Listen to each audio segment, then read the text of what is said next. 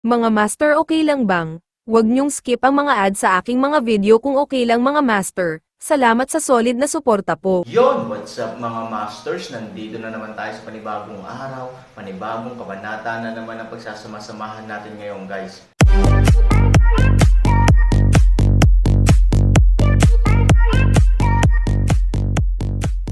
Bali mga masters, kung bago ka pa lang po sa aking YouTube channel, please click the subscribe button, lalong-lalo na po yung notification bell guys, para maging connected pa rin tayo sa isa't isa at maging updated kayo sa mga susunod ko pang video. Bali mga masters, bago natin umpisahan ng kwento ay mag-shoutout po muna tayo para sa mga solid nating tagapakinig. Shoutout kay Ian Cristeri, shoutout kay Rupino JR. Yun na nga mga masters, no? Bali hindi na ito patagalin. In 3, 2, 1, let's go! Ang pamilyang Pei, gusto kong mamatay ka. Sa isang malakas na sigaw, itinulak ni Han Sanchen si Pei Gu palayo gamit ang isang palad. Pagkatapos noon, ang kanyang katawan na nagbubuga ng itim na gas ay nagsimulang manginig ng husto, at ang kanyang mga mata ay biglang naging pula ng dugo. Boom! Isang malakas na hininga ang biglang lumabas sa kanyang katawan, at biglang, ang buhok ni Han Sanchen ay kulay pilak na puti, at ang kanyang mga damit ay gumagalaw ng walang hangin. Dinilat ni Minggayo ang kanyang mga mata at gulat na tumingin kay Han Sanchen. Siya, anong nangyari sa kanya? Bago pa man siya matapos magsalita, biglang nagiba ang kulay ng langit sa itaas ng kanyang ulo, ngunit sa isang kisap mata, ito ay isang umiikot na itim na ulap. Ang nakakainis pa ay unti-unti na ring umuuga ang lupa sa panahong ito. Bagamat hindi gaanong kalakas ang lakas ng panginginig na ito ay umiindayog at walang tigil. Ano? Biglang itinaas ni Han Sanchen ang kanyang ulo sa langit at sumigaw ng malakas, nabasag ng kanyang boses ang kalangitan. Ang mga meridian ng kanyang katawan ay nagsimulang lumitaw, at ang kanyang balat ay dahan-daang naging madilim, pagkatapos ay naging pula, at sa wakas ay pumuti muli. Boom! Ang mga damit sa itaas na bahagi ng katawan ay nabasag sa pulbos ng walang hangin, at ang malalakas na kalamnan ay pumuno sa kanyang katawan, ngunit sa mga kalamnan, ang lahat ay nakakakita ng pula at itim na aura na nagngangalit dito na may mga sinag ng liwanag. Tawag. Isang bagzo ng maulap na hangin ang umihip. Ang hangin ay napakagaan, ngunit ito ay umihip ng napakalakas na ang lahat ay hindi mabuksan ang kanilang mga mata, at hindi sinasadyang tinakpan ito ng kanilang mga kamay.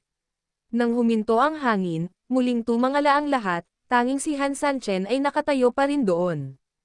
Ito. Sino ang lalaking ito? Masyadong masama, di ba? Nakatayo lang, pero nanghihina na ang mga paa ko. Tahimik na nagbubulungan ang mga sundalo, ngunit ang kanilang mga paa ay patuloy na umaatres. Para sa ilang kadahilanan, si Han Sanchen ay naglabas ng nakasusuklam na aura na nakamamatay. Kahit na lahat sila ay mula sa demon race, kahit na nakakita na sila ng maraming patayan, ngunit sa kanilang mga mata, si Han Sanchen sa sandaling ito ay higit na nakakatakot kaysa dito. Nagkatinginan din ang tatlong master ng Black Mountain Demon Girl. Hindi sila naglakas loob na gumawa ng ingay at tahimik na umatras. Sinasabi sa kanila ng intuit ayon na hindi tama si Han Sanchen sa oras na ito, masyadong mali. Sumimangot si Ming Yu, bilang Commander-in-Chief, ngunit sa ilang kadahilanan, pinili niyang umatras sa oras na ito. Kung ang dating na demonyo na si Han Sanchen ay nakaramdam ng inis, kung gayon ang kasalukuyang Han Sanchen ay maaari lamang magdulot ng kamatayan sa mga tao. Isang kamatayan na walang anumang pag-asa sa buhay. Umuungol. Biglang umungal si Han Sanchen sa langit. Ang tunog ng tunog nito, parang hong bell, ay talagang ang dagandong ng langit at lupa. Patayin. Gamit ang isang magagaan na inumin, tumingin si Han Sanchen sa paligid na uhaw sa dugo. Nang makita ito, ang lahat ng naruroon ay nanginginig sa takot, at ang kanilang mga puso ay napunit. Siyempre, sa oras na ito alam nilang tumakas, ngunit huli na ang lahat.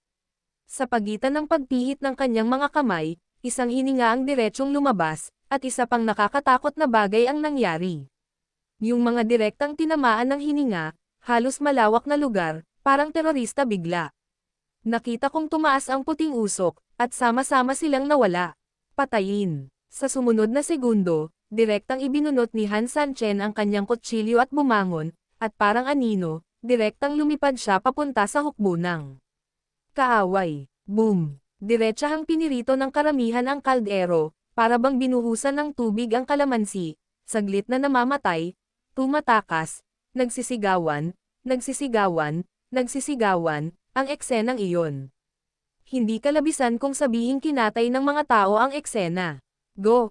Go! Go! Natarante si Mingyu, at nagmamadaling tinawag ang kanyang mga sundalo para tumigil. Kasabay nito, nakatutok din siya sa pangkat ng mga master na pinamumunuan ng 3 master. Malinaw, sa ganitong uri ng laro, ang epekto ng mga master ay malinaw na mas mahalaga. Sa personal na pagmamasid ng commander, kahit na ang 3 master at ang iba pa ay nanginginig na sa takot, wala silang pagpipilian kundi magpadala ng mga palaso sa mga string sa oras na ito. Sa puso, ang 3 master ay mabilis na sumali sa larangan ng digmaan kasama ang isang grupo ng mga master. Sa loob ng ilang sandali, direkta at sama-samang tinamaan ng 12-dosenang pag-atake si Han Sanchen. Bang bang bang, biglang sumabog ang katawan ni Han Sanchen. Sinasamantala ng mga sundalo ang puwang na ito, nagngangalit din ang mga sundalo at nagsimulang sumugod. Sunod-sunod na lumabas ang iba't ibang sandata at spell, at lahat ng ito ay nakatutok kay Han Sanchen. Boom! Sabay-sabay na sumabog ang libu-libong Dharma Doors. Ilang sandali, muling nagliwanag ang langit sa liwanag ng pagsabog. At si Han Sanchen, na kasama nito, ay tila hindi lumaban mula sa simula hanggang sa huli. Pumatay lang siya ng mga tao kapag nakita niya, yun lang. 10,000 spell ay tumigil, at ang eksena ay tila ganap na huminto sa isang iglap. Halos marinig ang katahimikan. Ang lahat ay hindi maiwasang tumingin sa gitna ng pagsabog sa oras na ito. Storytelling channel sa YouTube. Ang gitna ng pagsabog ay isang gulo, at ang lupa ay puno ng usok ng pulbere. Marami sa mga sundalo dito ay matagal nang ganap na naging abo sa ilalim ng 10,000 pag-ataking ito. Bilang resulta, ang lupa ay natatakpan ng abo na halos 10 sentimetro. Hinanap ng lahat ang tunog, at sa mga abo na ito, isang figure ang nakatayo doon, hindi gumagalaw. Tinakpan ni Ash ang buong katawan niya, para siyang sculpture na bato. Biglang nanliit ang mga mata ng lahat, at ang mga lumalapit ay hindi napigil ang umatras sa takot. Nakakamangha talaga, ang dami naming binombo sa kanya, paano niya mapanatiling buo ang katawan niya kung hindi siya umiwas? Fuck! Tao ba ito o demonyo? Hindi ba ito masyadong pervert? Damn, hindi pa ba siya buhay? Isang grupo ng mga tao ang nagbulungan, kahit nakaharap nila ang hindi gumagalaw na bangkay ni Han Sanchen, walang sinuman sa grupong ito ang nangahas na humakbang ng basta-basta, at walang nangahas na magsalita ng malakas. Sumimangot ang Black Mountain Demon Girl, at bahagyang inabot niya para pigilan ang mga master na pinamumunuan niya. Sinabi sa kanya ng intuition na tila may mali. Ang aming mga Panginoon, kasama ang 10,000 tao, kung lalabanan ito ng Han Sanchen, napakadaling sabihin, ngunit ang taong ito ay tuwirang tinitiis ito ng walang pag-aalinlangan. Sa sandaling ito, sa totoo lang, maaari pa rin siyang magkaroon ng ganoong pisikal na katawan. Ang Black Mountain Enchantress ay tumingin sa bangkay ni Han Sanchen na medyo hindi maisip, at mahinang sinabi sa katabi niya. Naunawaan din ng lahat ng mga master ang sinabi ng Black Mountain Demon Girl, kung hindi sila ganap na titigil kapag bahagyang itinaas ng Black Mountain Demon Girl ang kanyang kamay. Mag-ingat, hindi madali para sa lahat na linangin. Kinagat ni Zuyanshua ang kanyang mga ngipin at tumingin kay Minggayo, Elder, humanap muna ng mga taong makakakita. Hindi nagsalita si Mingyu. Tinitigan niya ng mahigpit ang bangkay ni Han Sanchen, na para bang may iniisip siya sa kanyang puso. Yanshuo, sa tingin mo patay na siya? Biglang tanong ni Mingyu. Hindi ito masyadong naiintindihan ni Zuyanshua, ngunit dahil nagtanong si Mingyu, natural na kailangan niyang sumagot, palagi kong nararamdaman na ang pagpatay kay Han Sanchen ng ganito ay mali. Pero ang problema, hindi siya umiwas o umiwas ngayon lang, at kinain niya lahat ng atake bigla. Kung ayos lang, it's too unreasonable. Hindi tanong kung himala ba ito o hindi, pero talagang wala siyang sinabi sa ikalawang kalahati ng pangungusap, ngunit alam na ni Mingyu ang kanyang sasabihin, labag sa sentido komon, hindi ba? Eksakto. Tumanggo si Zuyanshua, sa mundo ng Bafang, ang tunay na mga Diyos ay walang alinlangan ang pinakamahusay. Hindi lamang sila napakataas sa paglilinang, ngunit sila rin ay napakalakas sa laman. Ngunit kahit na ang katawan ng isang tunay na Diyos ay ganap na imposibleng mabuhay sa ilalim ng gayong lakas ng apoy. Bahagyang tumango si Mingyu, at talagang napakamakatwiran ang sinabi ni Zhu Yanshua. Ang tunay na Diyos ay maaaring hindi kinubkob hanggang sa kamatayan ng grupong ito ng mga tao, ngunit iyon ay dapat na nakasalig sa katotohanan na ang tunay na Diyos ay lalaban sa pamamagitan ng kanyang sariling batas. Kung tatayo ka lang, hindi makakalaban ang tunay na Diyos. Ang lakas ng pisikal na katawan, ang pinakamataas na limitasyon ay naruroon. So what do you mean? Nakasimangot na tanong ni Mingyu. Talagang kakaiba na si Han Sanchen ay pinatay ng ganito nang hindi nagtatago, ngunit ang katotohanan ay palaging katotohanan, at walang sino man ang maaaring sumalungat sa mga prinsipyo nito. Nagtapos si Zhu Yanshua, kaya, naniniwala ang aking mga nasasakupan na si Han Sanchen ay namatay na. Kung bakit hindi siya umiwas, inisip ng kanyang mga nasasakupan na maaaring may kaugnayan ito sa ipinagbabawal na lugar ng kamatayan. Ang itim na gas na ibinubuga mula sa pagsabog ng ipinagbabawal na lugar ng kamatayan ay maaaring gawing uhaw sa dugo at manak ang mga halimaw na iyon, walang takot na mabuhay at mamatay, para lamang sa pagpatay, at pagkatapos lamang na engkantado si Han Sanchen, halatang katulad siya ng mga hayop na iyon. Naunawaan ni Minggayo ang ibig niyang sabihin at sinabing, Yan Shuo, ang ibig mong sabihin ay si Han Sanchen ay katulad lang ng mga halimaw na iyon, pumatay lamang, hindi buhay at kamatayan, kaya wala siyang intensyon na iwasan ang ating pag-atake. Sa tingin ng mga nasasakupan ko yun na. Tumango si Zhu Yanshua. Bahagyang ngumiti si Mingyu, makatwiran ang paliwanag ni Zhu Yanshua at dapat ang huling solusyon. Tumango, inutusan ni Mingyu ang dalawang mapanlinlang na siyasatin ang katawan ni Han Sanchen. Kulang na lang makailang hakbang ang grupo ng mga tao, at biglang bumalik ang dating vibration ng lupa. At sa pagkakataong ito ang panginginig ng boses ay malinaw na mas malakas kaysa sa huling pagkakataon. Ang nakakakilabot pa ay parang may mga pagsabog ng nakakakilabot na tunog sa langit sa mga oras na ito. Umuungol. Wow! Parang may sumisigaw, at parang may sumisigaw. Ang tunog ay lubhang nakakatakot, lubhang nakakalusot. Boom! Lalong nanginig ang lupa. Maraming tao ang nagsisimula ng medyo hindi matatag. Ang bagyo ay tumama, na nagwasak sa mukha na parang kutsilyo. Pagkatapos nito, sa tuktok ng langit, sa gitna ng mga ulap, ang mga dagandong na iyon ay naging mas matindi. Anong nangyari? Paano ito nangyayari? Napalingon ang lahat sa paligid. Siyempre, sa sandaling ito, ang alikabok ay nagsimulang kumalas mula sa katawan ni Han Sanchen, na ganap na natatakpan ng mga abo. Tulad ng abo na inalag ng pagyanig ng lindol, ngunit tulad din ng siya mismo ay nagsimulang gumalaw ng bahagya. Ang mga taong napakalapit sa kanya ay agad na natigilan sa tagpong ito. Nakalimutan nila ang tungkol sa bagyo at lindol.